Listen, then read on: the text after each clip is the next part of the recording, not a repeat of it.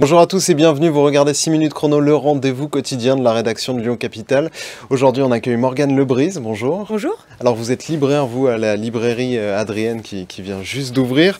On vous a invité pour parler un peu de sélection de livres en cette période de fête où les gens peuvent chercher des idées de cadeaux de dernière minute. Pour commencer déjà, quelle est l'importance pour une librairie de cette période de Noël ? Ah bah c'est ultra important. Pour vous donner un ordre d'idée, au mois de décembre, on va faire environ 30% de notre chiffre d'affaires sur l'année. Donc ça, c'est sur le point de vue comptable, mais également c'est un moment d'échange, de rencontre avec les clients. Nous, on veut vraiment se mettre à disposition de la clientèle pour leur permettre de trouver le cadeau idéal. Et vraiment, c'est une période charnière pour nous. Donc voilà, on est prêts. Et d'ailleurs, il y a beaucoup de librairies qui sont ouvertes tous les jours jusqu'à Noël. Et c'est le cas de la librairie Adrienne. On est ouvert tous les jours jusqu'au 24. Ah, et 30% c'est énorme, c'est quoi le panier moyen d'un client ? Ça dépend des librairies. Là, en l'occurrence, je vais parler de ce que je connais. Chez nous, on est en temps normal à entre 19 et 20 euros sur un panier moyen. Là, on augmente jusqu'à 30 euros parce que vous avez l'effet des beaux livres qui sont offerts pour les fêtes. Donc, avec voilà, les gens qui vont acheter plus de livres que d'habitude pour toute la famille. Donc, le panier moyen augmente pas mal en cette période. Ah oui, 30%, oui, ça veut dire que ça vous fait vivre quasiment. Il y a d'autres pics dans l'année où vous vendez beaucoup ? Oui, il y a d'autres pics. Le deuxième plus gros pic, ça va être la rentrée littéraire au mois de septembre. Et deux pics un petit peu plus petits, on va avoir au mois de juillet, avant les vacances. Voilà, avant les vacances où les gens veulent acheter plein de livres pour se détendre. Et au mois de janvier, ça continue un petit peu avec la rentrée littéraire de janvier également.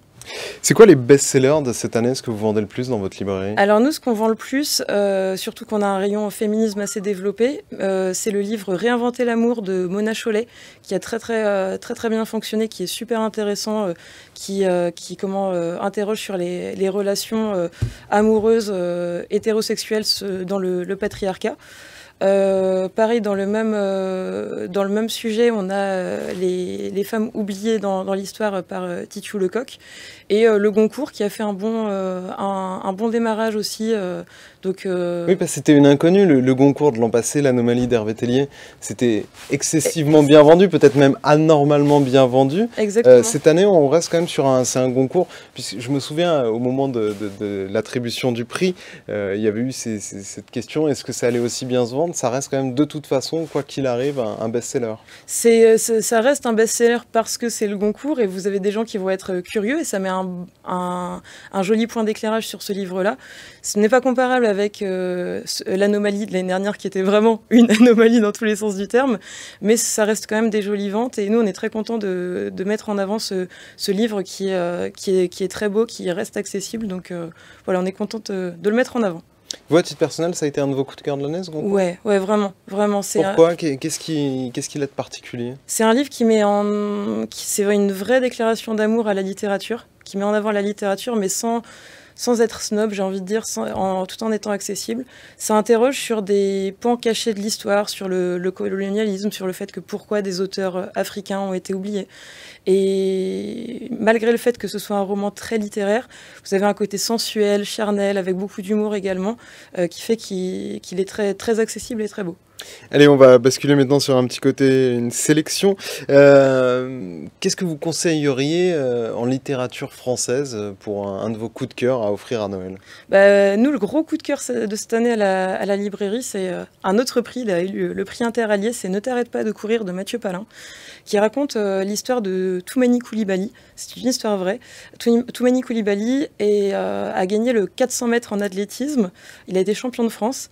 Et plutôt que de célébrer cette victoire, le soir même, il se fait arrêter pour avoir cambriolé un carrefour.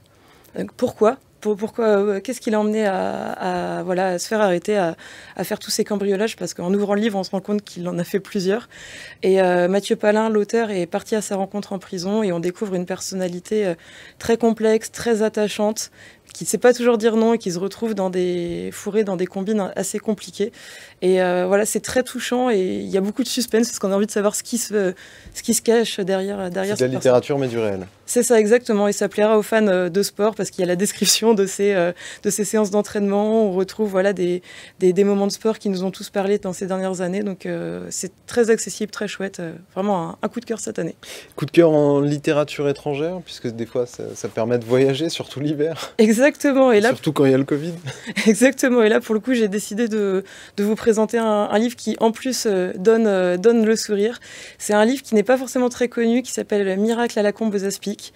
Et donc là, on est en Croatie, on est à la frontière entre la Croatie et la Serbie.